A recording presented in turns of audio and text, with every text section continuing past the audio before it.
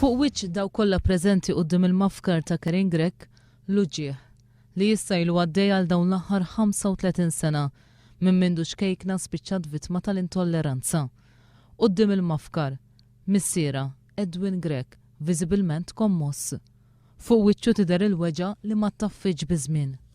Irringrazzja lil dawk preżenti fil-waqt li qal li ma jafx kemm is-sena d-dieħla ikun jista' jattendi għal din l-attività.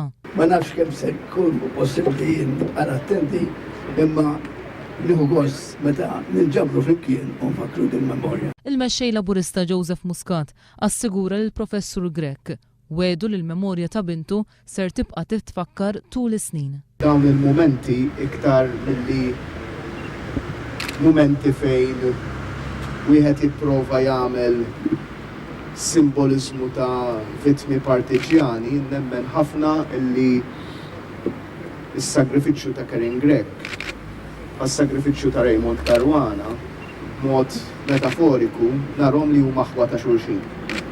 Għax il-vjolenza, l-intolleranza tiġi milli ma naħa tiġi qatt mhija ġustifikabbli, qatt ma tista' tiġi ttollerata.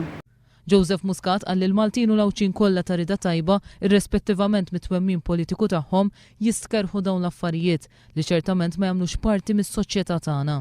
U ta' kull sena din it-tifkira nemmen li tenna biex inġeddu l-ħalfa illi qatt ma tkun aktar, ma jkun hemm aktar waqtiet bħal dawn fis-soċjetà tagħna qatt ma nħallu aktar familji huma tal-liema twemmin huma li ibatu. Joseph Muscat qal li din il-ħalfa għandha ssir biex ħadd aktar ma jbati kif batit il-familja ta' Karen Grech, missiera Edwin, omma Pearl u l-bqija tal-qraba. Qal li ma rridux inħallu affarijiet bħal dawn jerġgħu jiġru għaliex ukoll jirrovinaw ir-reputazzjoni tas-soċjetà Maltija.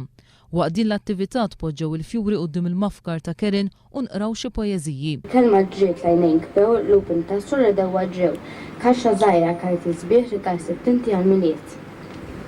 Wara tqejjed tal-fjuri fil-Knisja Parrokjali ta' San Ġwan ġiet ikkonċelebrata qudiesa għar-ruħ Karen Grech.